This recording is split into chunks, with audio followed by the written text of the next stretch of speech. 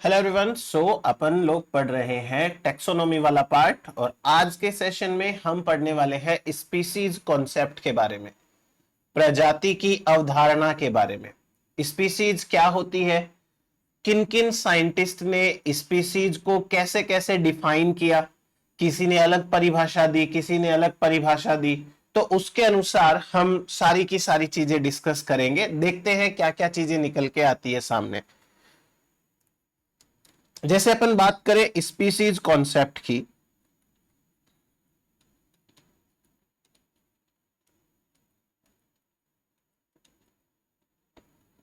तो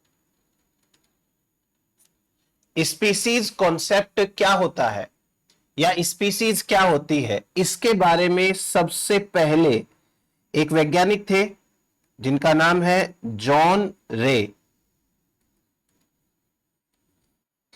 जॉन रे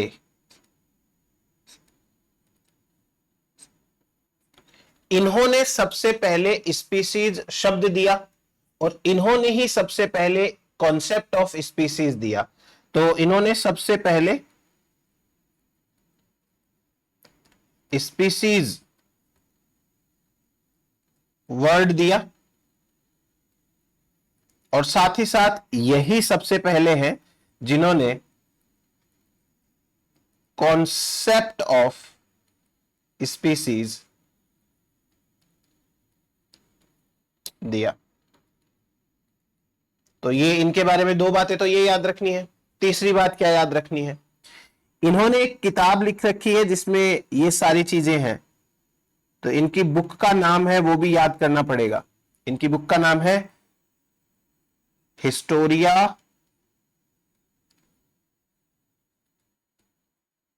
जनरेलिस plantarum.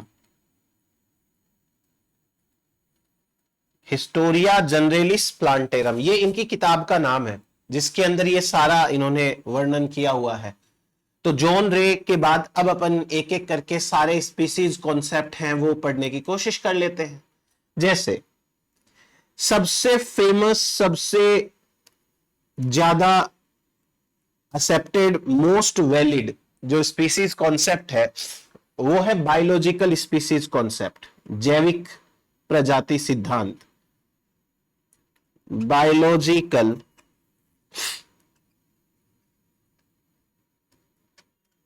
Species concept. Biological species concept क्या कहता है और इसे हमें कैसे समझना है वो देखो आप। ये मेयर ने दिया था, बाय मेयर, मैंने लिखवाया था आपको। जो अर्नस्ट मेयर हैं उन्होंने सबसे पहले ये कॉन्सेप्ट दिया था।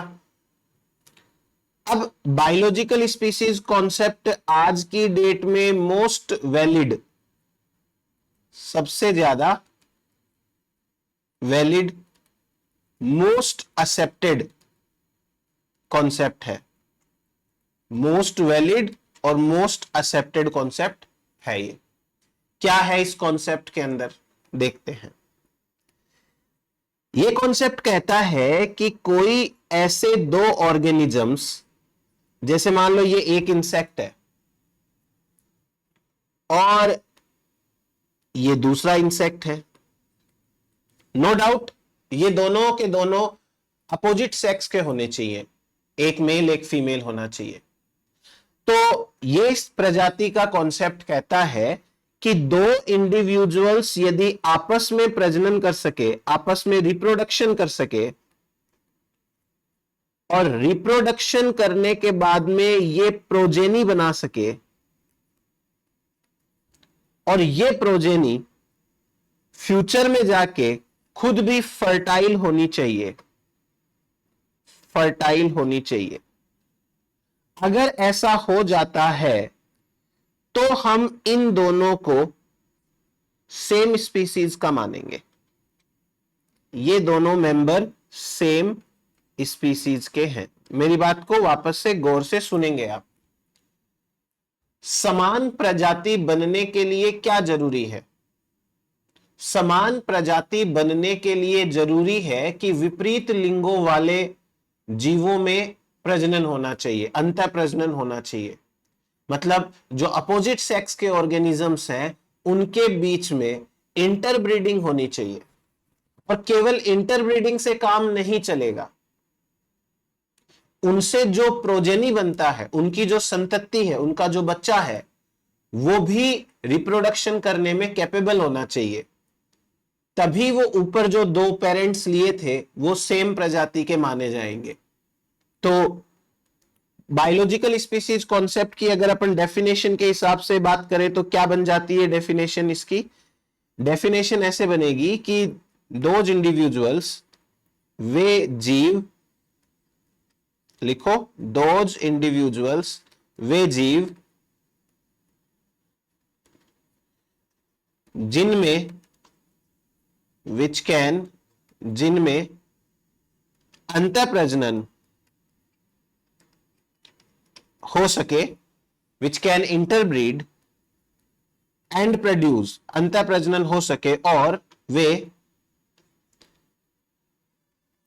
फर्टाइल या जननक्षम संतति बना सके, कैन प्रोड्यूस फर्टाइल ऑफस्प्रिंग। जननक्षम अगर संतति बन सकती है तो वो समान प्रजाति के होते हैं। तो ये तो बात हो गई हमारे पास में कि भाई सेम प्रजाति की डेफिनेशन क्या होनी चाहिए उसके बारे में। अब दूसरी बात यह है कि जो समान प्रजाति के हैं, एक स्पीसीज के हैं, वो दूसरी स्पीसीज के मेंबर के साथ रिप्रोडक्शन नहीं करने चाहिए। ऐसा थोड़ी है कि ये इंसेक्ट किसी भी इंसेक्ट के साथ में रिप्रोडक्शन करेगा। फिर तो डेफिनेशन कैसे हुई? डेफिनेशन का मतलब होता है कि उसकी कोई लिमिटेशन भी होनी चाहिए कि वो इन पे लागू होती है, इन पे लागू नहीं होती है। तो बायोलॉजिकल स्पीसीज कॉन्सेप्ट के अनुसार एक स्पीसीज के जो ऑर्गेनिजम्स है, एक स्पीसीज के ऑर्गेनिजम्स दूसरी स्पीसीज से, दूसरी स्पीसीज से रिप्रोडक्शन नहीं करने चाहिए।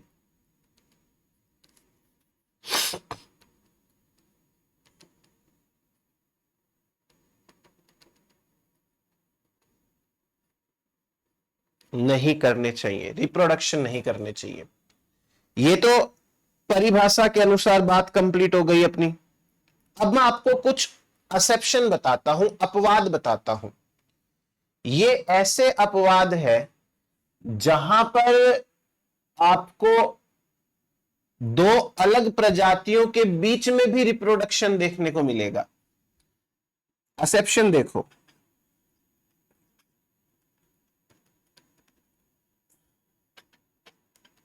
जैसे दो कैटेगरी में बांट लेते हैं अपन। एक तो है आर्टिफिशियल इंटरब्रीडिंग, आर्टिफिशियल इंटरब्रीडिंग यानी कि ह्यूमन जब अपनी मर्जी से दो अलग स्पीसीज के बीच में क्रॉस कराता हो। और दूसरा है नेचुरल इंटरब्रीडिंग, जब नेचर में अपने आप, नेचुरल इंटरब्रीडिंग, नेचर में अपने आप इंटरब्रीडिंग हो जाए दो अलग स्पीसीज में, तो वो एग्जाम्पल उस कैटेगरी में चला जाएगा। अब ध्यान से समझना है। पहला, आर्टिफिशियल इंटरब्रीडिंग के अंदर एक एग्जाम्पल है हमारा कि मेल टाइगर और फीमेल लॉइनेस, मेल टाइगर और फीमेल लॉइन, इनके बीच में मानव ने खुद प्रजनन करवाया और इनसे जो संतति बना उसका नाम रखा टाइगोन। टाइगोन। और ये जो टाइगोन है ये फर्टाइल है। फर्टाइल। तो अब यहां पर है ना, जो स्पीसीज की परिभाषा थी उसका भयंकर अपवाद है। हमने जो डेफिनेशन लिखी थी उसमें लिखा था कि दो जीवों के बीच प्रजनन होना चाहिए और उनसे जो संतति बनता है वो भी फर्टाइल होना चाहिए। यहां पे टाइगर और लॉयन के बीच में प्रजनन हो रहा है और उनका संतति जो है टाइगोन, वो भी फर्टाइल है। इसका मतलब ये अलग अलग स्पीसीज पर भी लागू हो रही है। हाँ, ये मानव द्वारा की जा रही है वो अलग बात है, ये ह्यूमन बीइंग का इंटरफेयर है इसमें, वो अलग बात है। पर ये बायोलॉजिकल स्पीसीज कॉन्सेप्ट की परिभाषा है, उसके ऊपर फिट बैठती है। इसका उल्टा कॉम्बिनेशन करते हैं। यदि फीमेल टाइगर है, टाइग्रेस, और मेल लाइन है, तो इस केस में जो संतति बनता है उसका नाम रखा जाता है लाइगर, और ये भी फर्टाइल है, ये भी फर्टाइल है। तो ये दो केस हमारे पास में ऐसे हैं जहां पर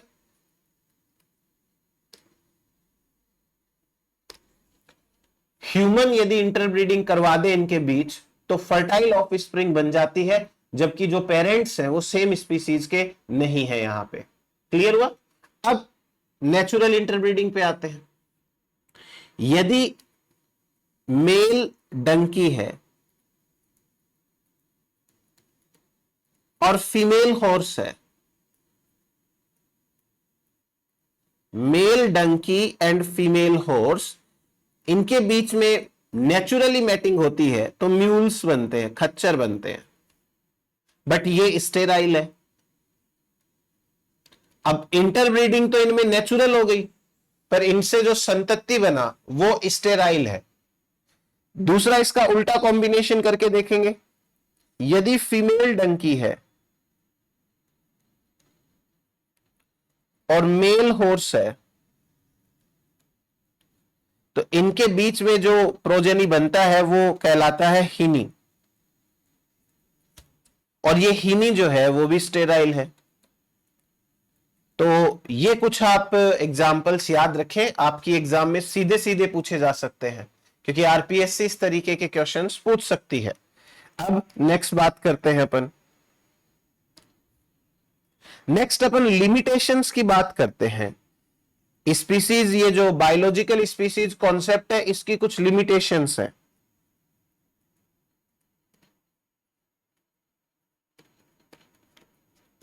लिमिटेशंस ऑफ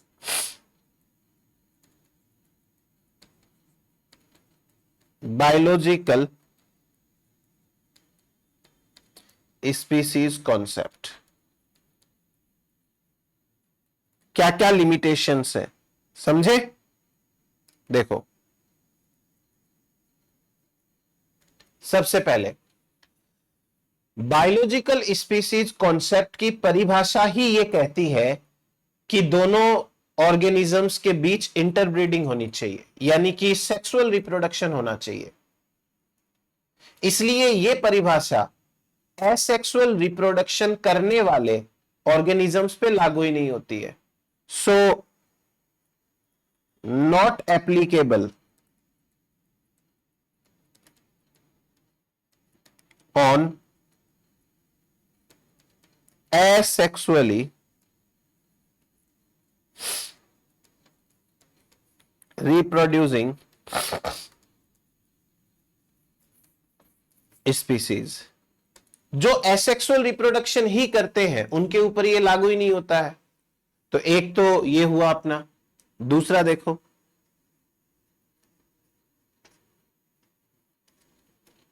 दूसरा जो फॉसिल्स होते हैं ना, फॉसिल्स, उनके ऊपर आप बायोलॉजिकल स्पीसीज कॉन्सेप्ट नहीं लगा सकते। फॉसिल्स है वो तो लिविंग ऑर्गेनिज्म के बचे खुचे पार्ट्स होते हैं, हड्डियां होती हैं जैसे। आप उनको देख के कैसे बताओगे कि इनके बीच में रिप्रोडक्शन होता था या नहीं होता था? ऐसी कोई टेक्निक नहीं अपने पास में। मान लो आपको दो अलग अलग हड्डियां मिले और आप किसी तरीके से ये प्रूव कर दो कि ये दोनों हड्डियां अलग अलग जीवों की है, तो आप ये कैसे प्रूव करोगे कि इन दोनों के बीच में रिप्रोडक्शन भी होता था?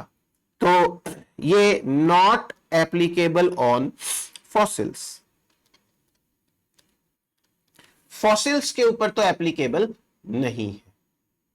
तो ये हुआ अपने पास में बायोलॉजिकल स्पीसीज कॉन्सेप्ट के बारे में जितनी भी बातें थी सारी की सारी। अब नेक्स्ट स्पीसीज कॉन्सेप्ट पे आते हैं। हमारा दूसरा स्पीसीज कॉन्सेप्ट है, इसे कहते हैं स्टैटिक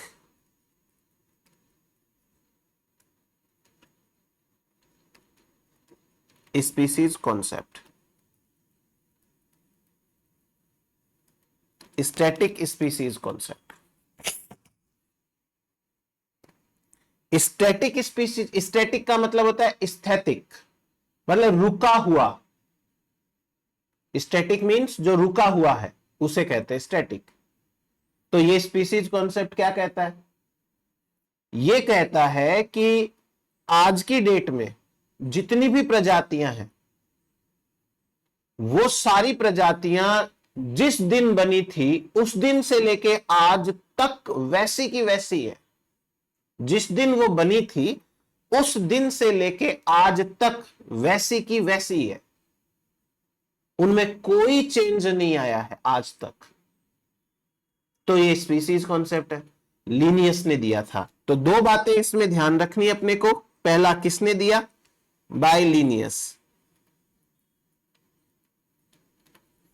और ये क्या कहता है कि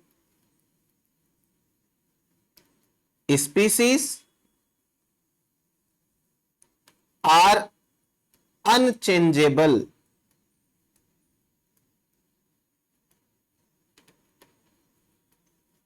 from the date of origin।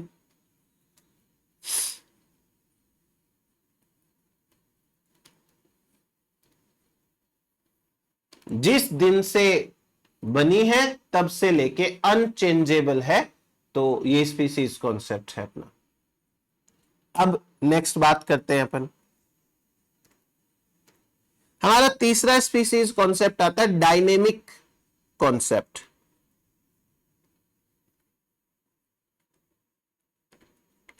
या डायनेमिक स्पीसीज कॉन्सेप्ट। क्या कहता है dynamic species concept? Dynamic species concept Lamarck ने दिया। और डायनेमिक का मतलब होता है जो चेंज होता रहे। डायनेमिक है, कोई चीज हट रही है तो कोई चीज ऐड हो रही है, उसे कहते हैं डायनेमिक्स। तो नाम से भी पता चल गया। इसके अनुसार स्पीसीज हमेशा चेंज होती रहती है। अब लेमार्क ने दिया था, तो जब मैं आपको इवोल्यूशन पढ़ाऊंगा तब आपको लेमार्किज्म, लेमार्कवाद डिटेल में बताऊंगा। और लेमार्क ये कहते हैं, उनका ये मानना है कि जो स्पीसीज होती है वो दूसरी स्पीसीज के अंदर चेंज हो जाती है, बदल जाती है। जैसे ए है वो बी बन जाता है और फिर ए गायब हो जाता है। ये ट्रांसफॉर्मिज्म का कॉन्सेप्ट भी कहलाता है। वो अपन बाद में बात करेंगे इवोल्यूशन में, अभी अपन स्पीसीज के अनुसार बात करते हैं। तो ये कॉन्सेप्ट किसने दिया? By Lamarck. एक चीज। दूसरी चीज क्या कहती है ये इस कॉन्सेप्ट कहता है कि species are always changeable.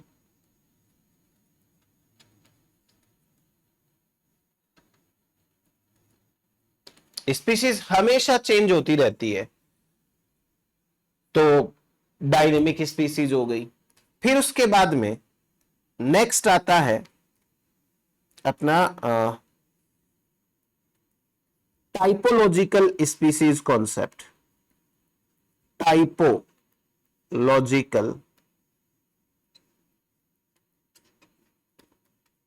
Species concept.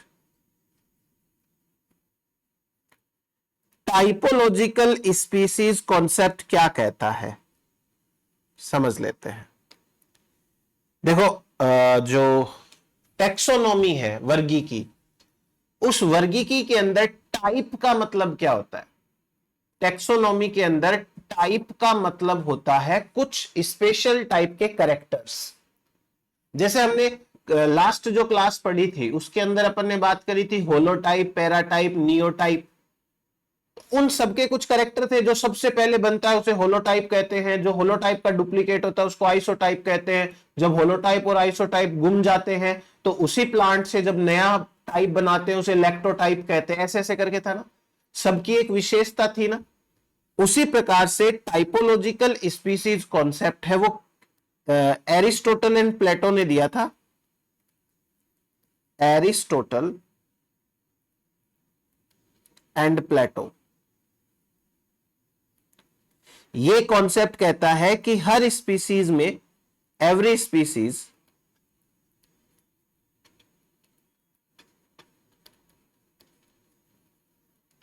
Has some specific pattern,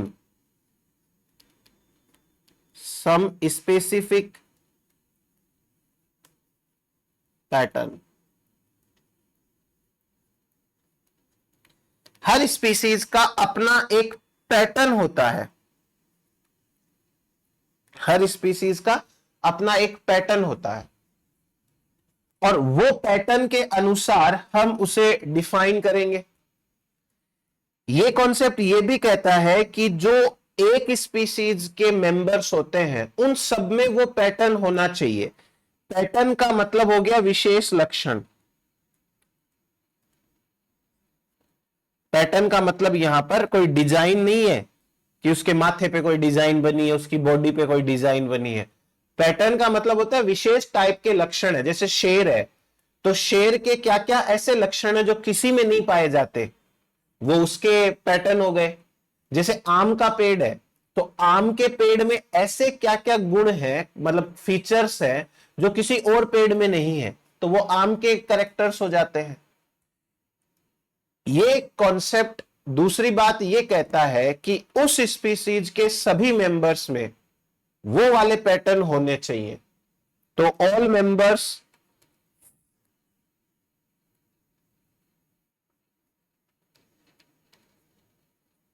of same species, all members of same species have same pattern। उसके अंदर सेम पैटर्न होते हैं सारे मेंबर्स के अंदर। क्लियर? अब जो टाइपोलॉजिकल स्पीसीज होती हैं उन्हें ब्रॉडली दो टाइप्स के अंदर डिवाइड किया जाता है। दो टाइप्स में, एक होती है मोनोटिपिक, एक होती है पॉलीटिपिक। मोनोटिपिक और एक होती है पॉलीटिपिक। पॉलीटिपिक। अब फिर से मैं आपको डेफिनेशन बता रहा हूं, आप उसे समझने की कोशिश करना। देखिए कैसे। वो स्पीसीज जिसकी कोई भी सब स्पीसीज नहीं होती है, वो स्पीसीज जिसकी कोई सब स्पीसीज नहीं होती है, वो अकेली ही है बस, उसे कहते हैं मोनोटिपिक स्पीसीज। तो ऐसी स्पीसीज जिसकी कोई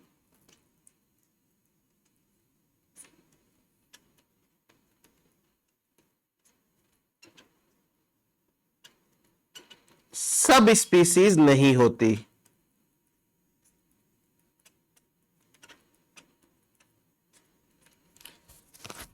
ठीक, तो वो मोनोटिपिक होती है। और दूसरा है ऐसी स्पीसीज जिसकी एक से ज्यादा सब स्पीसीज होती है, जिसकी एक से ज्यादा सब स्पीसीज होती है। अब आप एक बार एग्जाम्पल याद करके देखो तो क्या पता आपको कुछ एग्जाम्पल्स याद आ जाए। मैंने पत्ता गोभी, फूल गोभी और वो जो नॉल नॉल था उसके लिए बताया था, उन सबका नाम है ब्रेसिका ओलेरेशिया। लेकिन उसके बाद उनकी सब स्पीसीज चेंज हो जाती है, तो कभी वो फूल गोभी बन जाती है, कभी पत्ता गोभी हो जाती है और कभी वो नॉल नॉल हो जाती है। तो इसके अंदर आएगा फूल गोभी,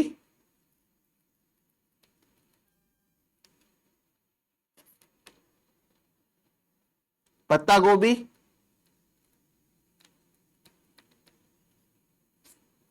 और नॉल नॉल, नॉल नॉल, ये तीनों के तीनों सब स्पीसीज है ब्रेसिका ओलेरेशिया की। ये तीनों के तीनों ब्रेसिका ओलेरेशिया है। यानी कि ब्रेसिका ओलेरेशिया क्या हो गई, एक पॉलीटिपिक स्पीसीज हो गई। दूसरा, जैसे कोई ब्लू ग्रीन एल्गी है, नोस्टॉक, अब इसकी एक स्पीसीज होगी कोई भी, पर इसकी सब स्पीसीज नहीं होती है, तो ये मोनोटिपिक स्पीसीज में आ जाता है। फिर जो पॉलीटिपिक स्पीसीज होती है, जिसकी एक से ज्यादा सब स्पीसीज है, उसके कुछ टाइप्स होते हैं। तो अपन टाइप्स ऑफ पॉलीटिपिक स्पीसीज पढ़ते हैं। Types of polytypic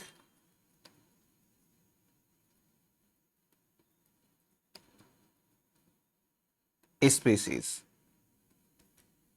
polytypic species के क्या क्या टाइप्स होते हैं? जैसे एक टाइप होता है, इसे कहते हैं बायोटाइप।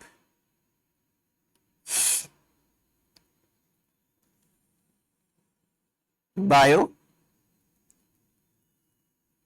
टाइप, बायोटाइप का मतलब क्या होता है? बायोटाइप का मतलब होता है कि ऐसे ऑर्गेनिजम्स जो सेम हैबिटाट में रहते हो, जैसे ये एक ही हैबिटाट है,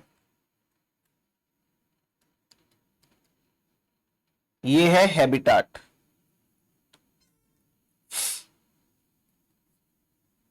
या यूं कहते सेम हैबिटाट है ये।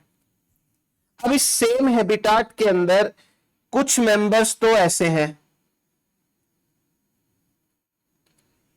और कुछ मेंबर्स ऐसे हैं।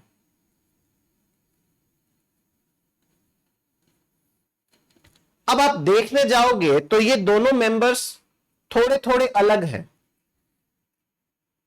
यहां पे ये है स्पीसीज 1 और ये है स्पीसीज 2, दो अलग स्पीसीज है।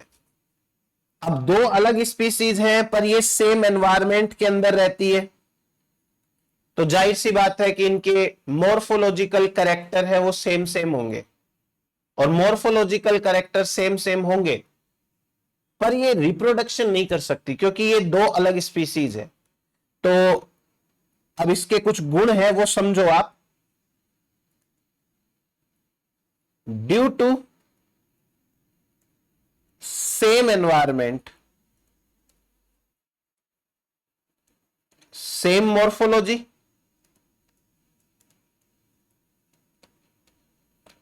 सेम एनवायरमेंट के कारण सेम मॉर्फोलॉजी है। अब मैं ये भी नहीं कह रहा कि सेम का मतलब एकदम सेम टू सेम, इतनी सेम तो किसी की नहीं होती है। दूसरी बात,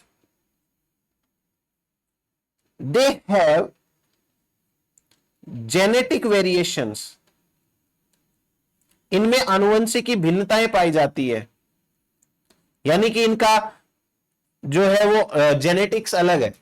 हो सकता है एक में क्रोमोजोम ज्यादा हो, एक में कम हो, ऐसे करके किसी तरीके से इनकी जेनेटिक्स अलग है। मॉर्फोलॉजी तो सेम सेम हो गई, जैसे ये भी बाहर से ब्लैक कलर का पेन है, कोई दूसरा भी ब्लैक कलर का पेन है, एक में ब्लू इंक डाल देते हैं, एक में रेड इंक डाल देते हैं, तो इंटरनली दे आर चेंज। तो वैसे ही ये जेनेटिकली चेंज्ड है। और एक और खास बात, दे कैन नॉट इंटरब्रीड, इनमें आपस में इंटरब्रीडिंग नहीं होती है। तो इस वजह से ये एक दूसरे के बायोटाइप्स कहलाते हैं। फिर दूसरा प्रकार पॉलीटिपिक स्पीसीज का बायोटाइप के बाद में इकोटाइप।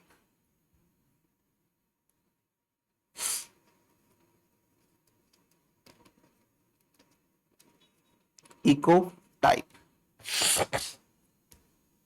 इकोटाइप्स को ही कहते हैं इको स्पीसीज।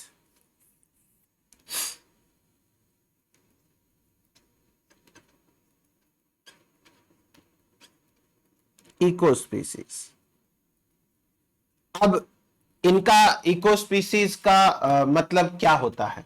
देखो, जैसे मान लो ये एरिया 1 है,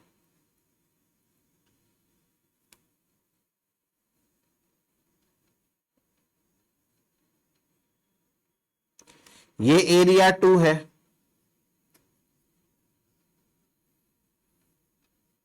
और ये मान लेते हैं एक एरिया 3 है।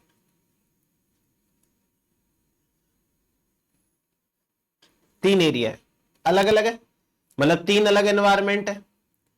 अब इन तीनों अलग अलग एनवायरमेंट के अंदर एक बर्ड है, क्रो, कौवा रहता है। अब आप बना लेना अपने हिसाब से बढ़िया सा।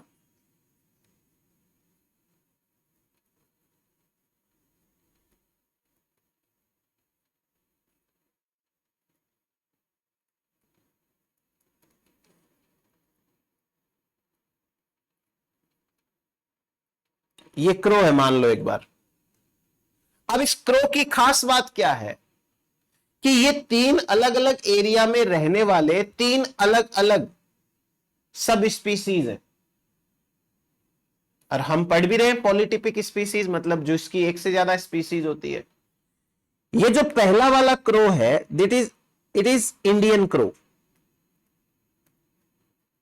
इंडियन क्रो जिसका नाम है कॉर्वस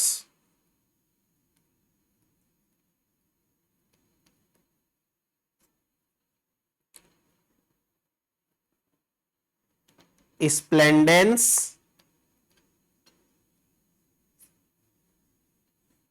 स्प्लेंडेंस। सब स्पीसीज भी इसकी स्प्लेंडेंस है। दूसरा जो क्रो है ये है म्यांमार क्रो।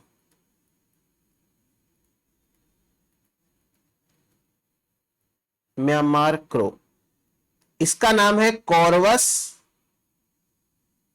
Splendens insolence. ठीक है, इसकी जो सब स्पीसीज है वो इंसोलेंस है और उसकी है स्प्लेंडेंस। और तीसरा जो क्रो है वो श्रीलंकन क्रो है।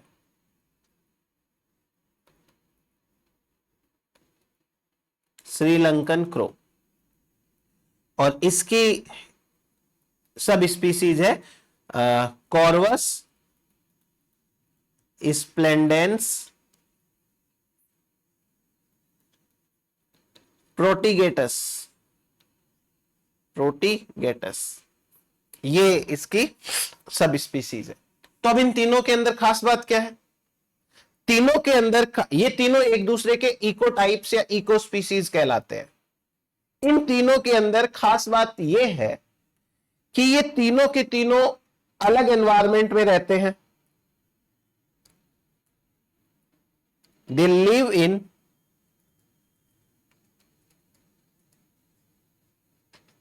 डिफरेंट एनवायरमेंट, अलग अलग एनवायरमेंट में रहते हैं। इनकी थोड़ी थोड़ी मॉर्फोलॉजी चेंज हो जाती है। मॉर्फोलॉजी डिफरेंट, इनकी मॉर्फोलॉजी भी अलग अलग है। लेकिन इनकी सबसे खास बात यह है कि यदि इन्हें चांस दिया जाए तो ये आपस में इंटरब्रीडिंग कर सकते हैं। अब ऐसे तो कोई क्रो म्यांमार से उड़ के इंडिया नहीं आएगा या इंडिया से उड़ के श्रीलंका नहीं जाएगा, लेकिन यदि इनको एक साथ रखा जाए तो इनमें मैटिंग पॉसिबल है। यानी कि अभी ये डिफरेंट स्पीसीज नहीं बने हैं, तभी तो देखो इनका सबका नाम क्या है, क्रोवस स्प्लेंडेंस। कॉर्वस स्प्लेंडेंस है इनका नाम सबका। तो ये सबसे बड़ी खास बात है, दे can interbreed, can interbreed if given chance, यदि इन्हें चांस दिया जाए तो दे कैन इंटरब्रीड। तो ये हुआ अपने पास में इको टाइप या इको स्पीसीज के बारे में।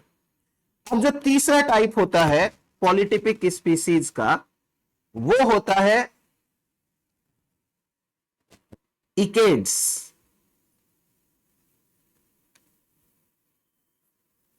या इन्हें कहते हैं इकोफीन्स, इकोफीन्स।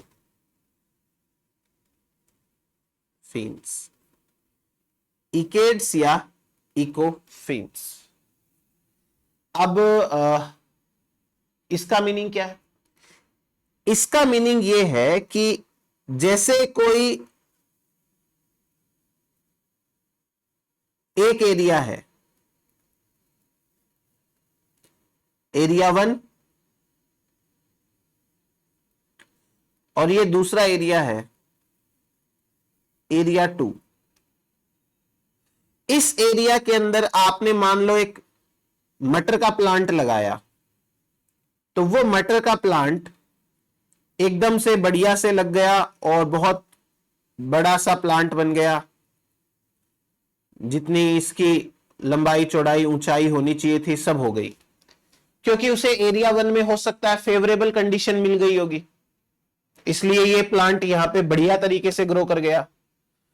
दूसरा एरिया मान लीजिए कि बहुत खराब एरिया था, यह है पाइसम सेटाइवम।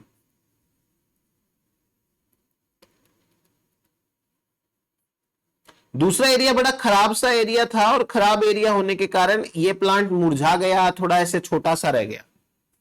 प्लांट तो ये भी कौन है? पाइसम सेटाइवम है। पाइसम सेटाइवम, दोनों ही प्लांट है वो पाइसम सेटाइवम है, लेकिन दोनों प्लांट अलग अलग एनवायरमेंट के कारण अलग अलग मॉर्फोलॉजी शो कर रहे हैं। अच्छा, आप ये कहोगे कि ये भी अलग अलग मॉर्फोलॉजी शो कर रहे हैं,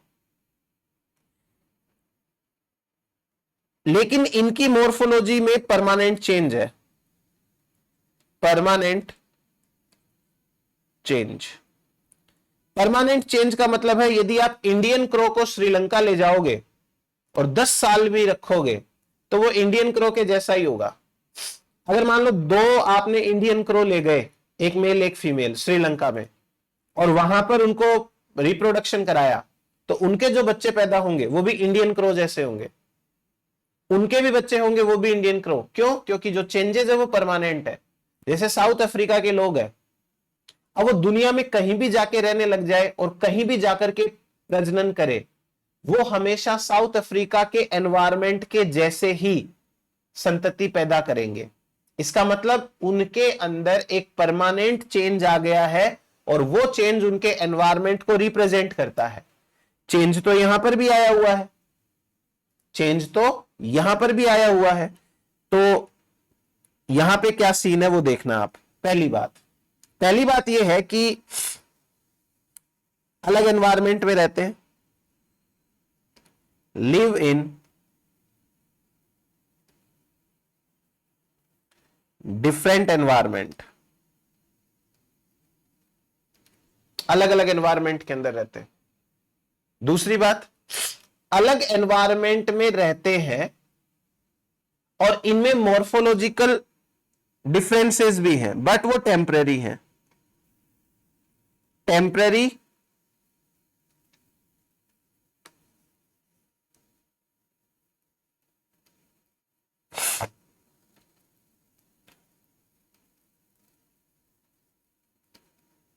मॉर्फोलॉजिकल चेंजेस। यानी कि आप यदि प्लांट 2 को, जो दूसरे एरिया वाला प्लांट था ना, उसको यदि आप फर्स्ट एरिया के अंदर ले आओ वापस से, तो ये क्या करेगा, एकदम हेल्दी हो जाएगा, क्योंकि इसको अच्छा एनवायरनमेंट मिलेगा। और यदि आप पहले वाले प्लांट को ले जाओ दूसरे एरिया में तो थोड़े टाइम बाद वो मुरझाएगा। हाँ, अब ये तो नहीं हो सकता कि उसकी हाइट कम हो जाए, हाइट तो जितनी हो गई उतनी हो गई, पर वो मुरझा जाएगा, उसकी ग्रोथ रुक जाएगी।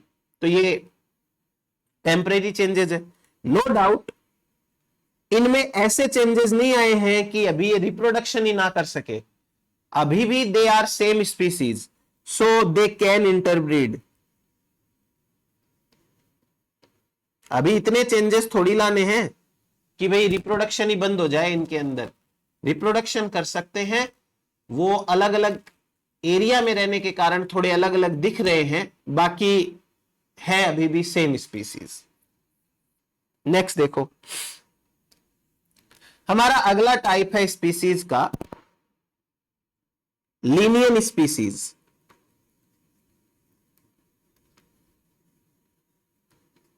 लीनियन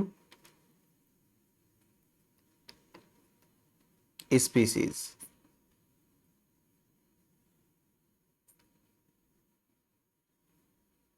लीनियन स्पीसीज किसे कहते हैं? ऐसी स्पीसीज जिनको मोर्फोलॉजी के बेसिस पे डिफरेंशिएट किया जाता है। इसकी मोर्फोलॉजी ये है तो ये अलग स्पीसीज है, इसकी मोर्फोलॉजी अलग है तो ये अलग स्पीसीज है, इनकी मोर्फोलॉजी सेम है तो ये सेम स्पीसीज है। इन्हें कहते हैं Linnean species based on morphology. ये मोर्फोलॉजी के ऊपर बेस्ड होते हैं। इनको मोर्फो या टेक्सोनोमिक स्पीसीज भी कहते हैं, ऑल्सो नॉन एज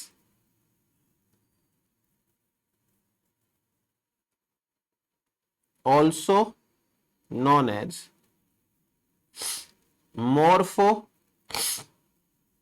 स्पीसीज और टेक्सोनोमिक स्पीसीज।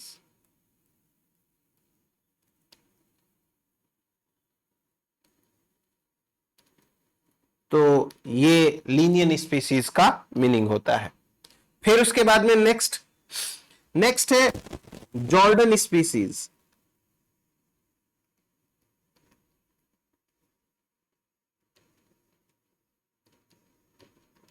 या इसी को कहते हैं माइक्रो स्पीसीज।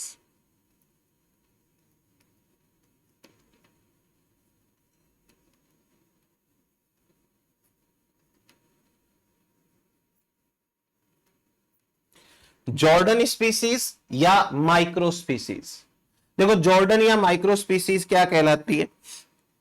ऐसी स्पीसीज जिसमें बहुत कम वेरिएशंस हो, जिसमें इवोल्यूशन के दौरान चेंजेस ही बहुत कम आए हो, उसे कहते हैं जॉर्डन स्पीसीज। ऐसी स्पीसीज जिसमें वेरिएशंस आर वेरी लेस, बहुत कम वेरिएशंस आए हो तो उसे हम कहते हैं जॉर्डन स्पीसीज। ऐसी स्पीसीज मोस्टली एसेक्सुअल रिप्रोडक्शन करती है, तभी तो चेंजेस नहीं आते। एसेक्सुअल रिप्रोड्यूसिंग स्पीसीज होती है। अब एसेक्सुअल रिप्रोडक्शन होगा तो वैसे ही चेंजेस हैं वो कम से कम आएंगे। तो ये हुआ अपने पास में जॉर्डन स्पीसीज के बारे में। फिर उसके बाद में नेक्स्ट एक स्पीसीज है, इसे कहते हैं sibling species. Sibling species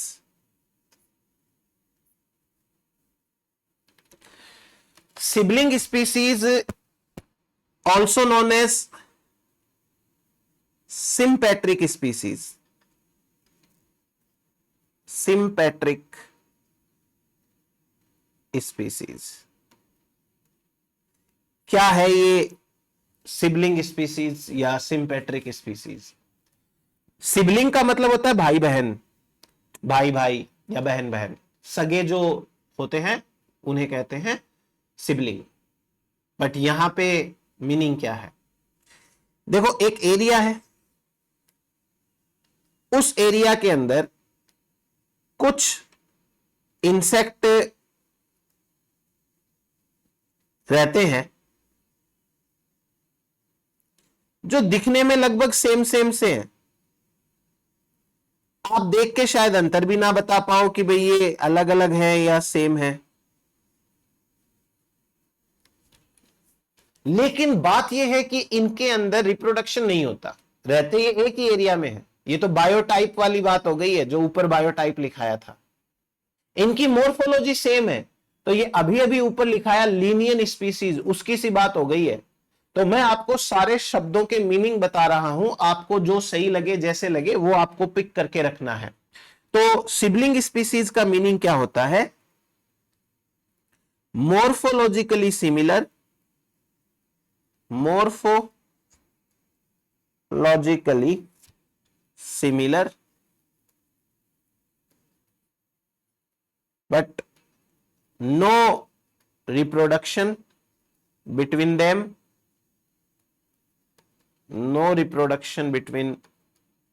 them, ठीक है, और live in same area,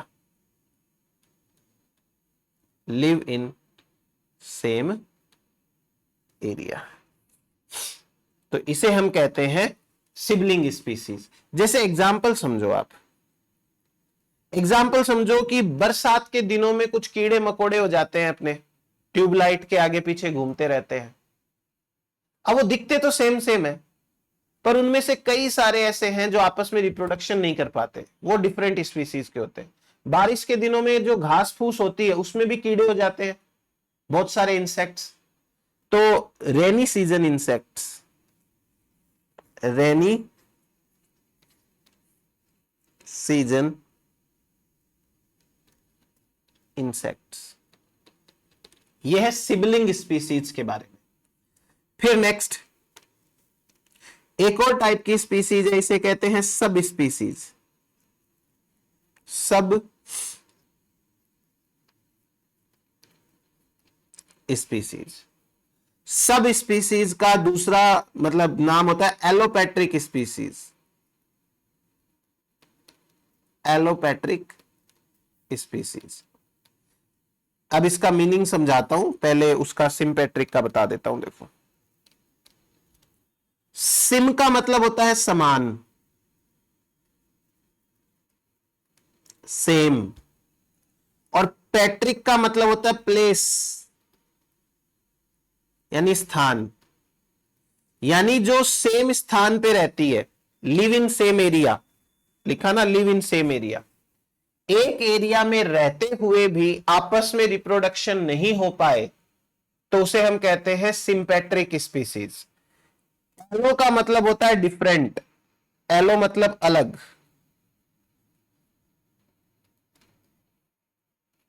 अलग। पैट्रिक का मतलब प्लेस, स्थान, अलग स्थान पे रहती है। मोर्फोलॉजी भी अलग सी हो जाती है, जैसे इकोटाइप या इको स्पीसीज, इकेड्स, लेकिन फिर भी उन्हें चांस दिया जाए तो रिप्रोडक्शन पॉसिबल है। कैसे? देखो, ये मान लेते हैं कोई एक बहुत बड़ा सा एरिया है और इस बहुत बड़े से एरिया के बीच में कोई जियोग्राफिकल बैरियर बन गया, भौगोलिक बाधा। इधर की साइड में कुछ मेंबर्स रह गए उस प्रजाति के और इधर की साइड में कुछ मेंबर्स रह गए उस प्रजाति के।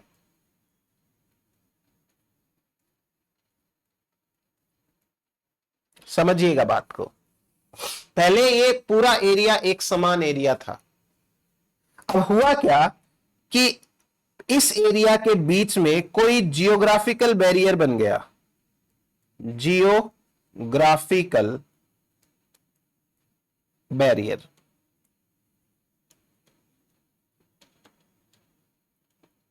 जियोग्राफिकल बैरियर का क्या मीनिंग होता है? जियोग्राफिकल बैरियर का मीनिंग होता है कि जैसे यहां पे कोई बहुत बड़ा रेगिस्तान बन जाए, डेजर्ट बन जाए, अब उस डेजर्ट को पार करना ही पॉसिबल नहीं है, तो बेचारे मेंबर्स इधर उधर कैसे जाएंगे? जियोग्राफिकल बैरियर या यूं कहें कि इसके चारों तरफ कोई ओशन बन गया, समुद्र बन गया बीच में, तो समुद्र को पार करना पॉसिबल नहीं है। कोई बहुत बड़ा पहाड़ बन गया तो पहाड़ को भी पार करना पॉसिबल नहीं है। तो कुछ तो ऐसा जियोग्राफिकल बैरियर बना और उस जियोग्राफिकल बैरियर के कारण अब इन जीवों का इधर उधर जाना संभव नहीं है। तो क्या किया जाए? जियोग्राफिकल बैरियर बनने के कारण इसके एक तरफ अलग एनवायरमेंट बन जाएगा, एनवायरमेंट 1, और इसके दूसरी तरफ अलग एनवायरमेंट बन जाएगा, एनवायरमेंट 2। जैसे राजस्थान के अंदर अरावली की पहाड़ियां हैं, अरावली की पहाड़ियों के एक तरफ सीकर, चूरू, बीकानेर, जोधपुर, जैसलमेर, बाड़मेर, ये सब है, एकदम सूखे सूखे एरिया है। श्रीगंगानगर और जो हनुमानगढ़ है उनमें इंदिरा गांधी नहर परियोजना की वजह से पानी आया है, बाकी वो भी सूखे ही थे। और अरावली के दूसरी तरफ कोटा, झालावाड़, बूंदी, भरतपुर, ये वाले एरिया एकदम लश ग्रीन एरिया है। तो एक पहाड़ के कारण दो अलग एनवायरमेंट बन गए, वैसे ही यहां पर भी बन जाते। अलग एनवायरमेंट बन गए तो यहां के जो जीव हैं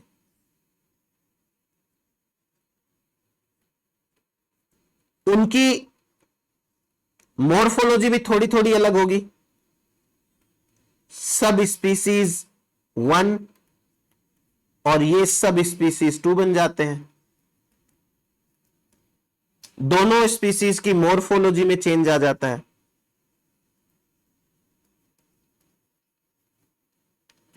लेकिन अभी भी इतना चेंज नहीं आया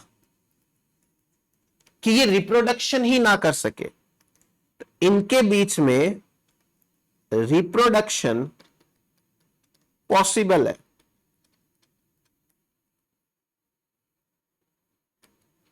इनके बीच में रिप्रोडक्शन जो है वो पॉसिबल है। जैसे ह्यूमन की बात ले लो आप, आज तो चलो मान लो इंसान के पास में एरोप्लेन भी है और बहुत सारे आने जाने के साधन हैं, तो इंसान एक देश से दूसरे देश में चला जा सकता है।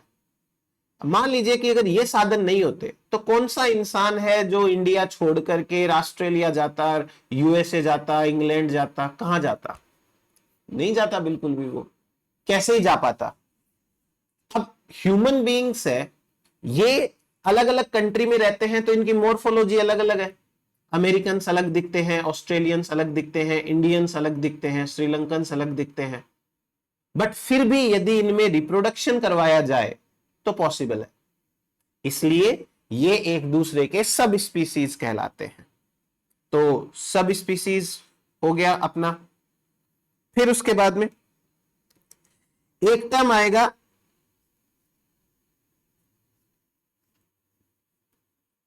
पेरीपेट्रिक स्पीसीज।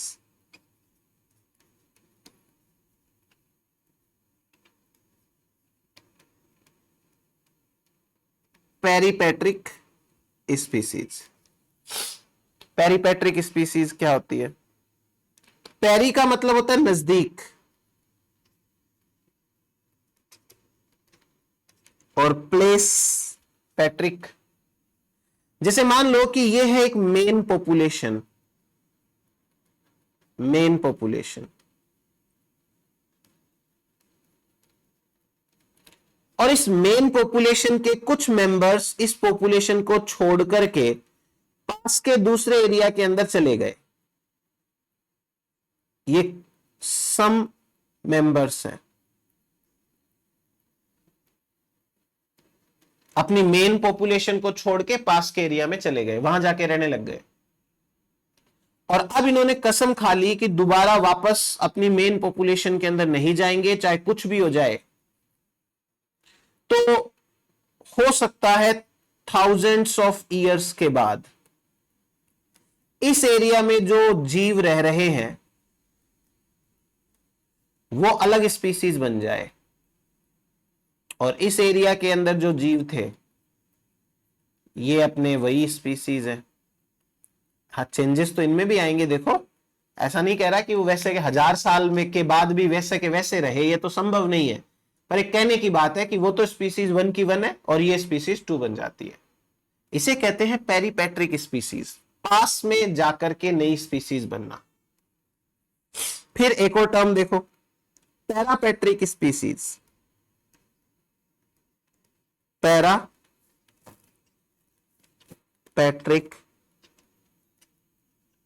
स्पीसीज, इनको बोलते हैं क्लाइंस। क्लाइंस क्या होते हैं? क्लाइंस या पैरापेट्रिक स्पीसीज। पैरा का मतलब होता है दूर, दूर, काफी दूर जब बात की जाती है तो उसे पैरा कहते हैं। अब जैसे समझा रहा हूं वैसे आप समझो। मान लीजिए कि ये सिटी 1 है, आपका शहर है, और आपको आपके शहर से दूसरे शहर में जाना है, सिटी 2, और इन दोनों के बीच में लेट सपोज 100 किलोमीटर का फासला है। ठीक है, तो अब एक छोटी सी चीज आप नोट करोगे। आप जब अपने सिटी 1 से स्टार्ट करते हो चलना, आप ट्रेन में जा रहे हो, तो आप रेलवे के साइड में देखो, आपको कुछ प्लांट्स दिखेंगे। आप जैसे जैसे आगे बढ़ोगे वही प्लांट्स आपको दिख रहे हैं, दिख रहे हैं, दिख रहे हैं, लेकिन आपको फील होगा कि थोड़ा थोड़ा चेंज आ गया। हो सकता है किसी के कलर में चेंज आ जाए, हाइट में चेंज आ जाए, लीफ के नंबर में चेंज आ जाए। आपने जब यहां से स्टार्ट किया था तो यहां पर जो प्लांट्स थे, प्लांट्स तो वही है, लेकिन आपको ये थोड़ा थोड़ा समझ में आ रहा है कि जैसे जैसे आप आगे बढ़ रहे हो चेंज आ रहे हैं। सेम स्पीसीज का प्लांट है और यहां पर आते आते तो बहुत ज्यादा चेंज आ गया। कंटिन्यूअसली आपको वो देखने को मिल रहा है। ग्रेजुअल चेंज बोलते हैं इसको। ये जो प्लांट है, इस प्लांट के जो स्पीसीज के सदस्य हैं, वो सदस्य एक बहुत बड़े एरिया में फैले हुए हैं, एक बहुत बड़े एरिया में फैले हुए हैं। और चूंकि ये बहुत बड़े एरिया में फैले हुए हैं तो इनके ऊपर एनवायरमेंट का प्रेशर भी ऐसे लग रहा है, हल्का हल्का चेंज हो रहा है। जब आप यहां से लेके यहां तक जाओगे तो एनवायरमेंट धीरे धीरे चेंज होगा। एनवायरमेंट धीरे धीरे चेंज। फर्स्ट पॉइंट और लास्ट पॉइंट में तो बहुत अंतर आ जाएगा, पर वो धीरे धीरे आता है अंतर। ऐसे ऑर्गेनिजम्स को बोलते हैं पैरापेट्रिक स्पीसीज या क्लाइंट्स। जो सदस्य होते हैं बहुत बड़े एरिया में फैले होते हैं, बहुत बड़े एरिया में फैले होते हैं।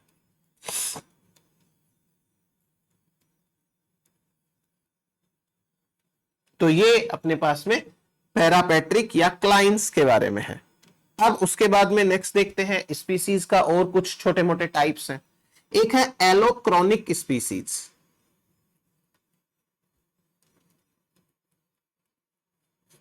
एलोक्रोनिक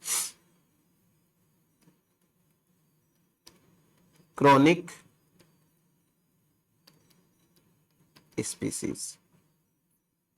एलो का मतलब होता है अलग,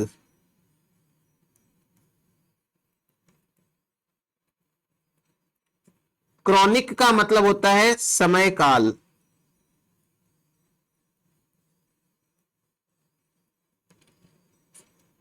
अलग समय काल, यानी ऐसी दो स्पीसीज जो धरती पर दो अलग अलग समय पर उपस्थित थी, तो उन्हें कहते हैं allochronic species.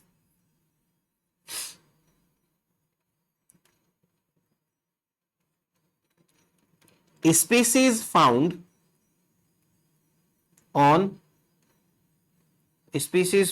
in two different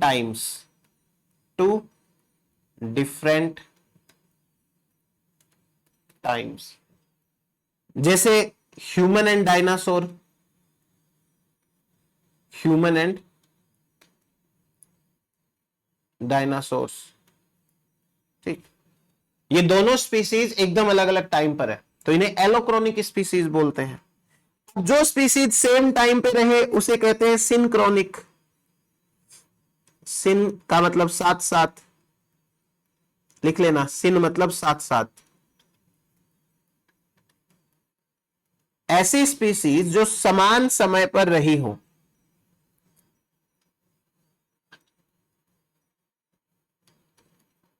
species present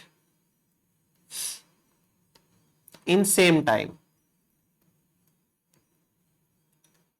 अब सेम टाइम पे रहने वाली स्पीसीज की बात करें तो कौन आ जाएगा? जैसे आज की डेट में जितने भी है वो सेम टाइम पे है ही अपन। या पुराने जमाने की बात करें, dinosaur and Archaeopteryx.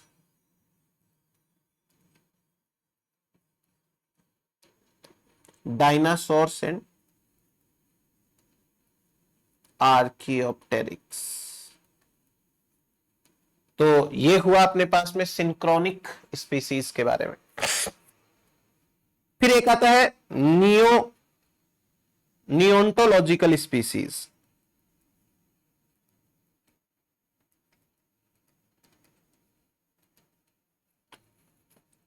नियोंटोलॉजिकल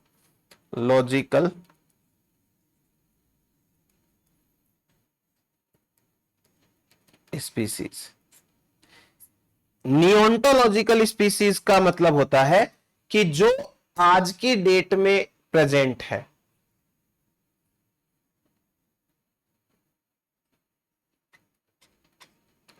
species present today, जो आज प्रेजेंट है वो नियोंटोलॉजिकल स्पीसीज है। और एक लास्ट देखते हैं अपन, paleo species. Paleo species, paleo का मतलब होता है फॉसिल, पैलियो का मतलब जीवाश्म, फॉसिल। तो ऐसी स्पीसीज जो कि फॉसिल बन चुकी है, एक्सटिंक्ट हो चुकी है, वही डायनासोर आ सकता है, इसमें कोई दिक्कत नहीं है। Species which have been extinct,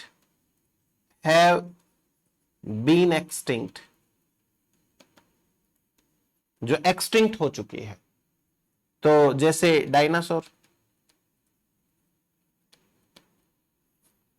जो फॉसिल के रूप में मिलती है उसे हम कहते हैं पैलियो स्पीसीज।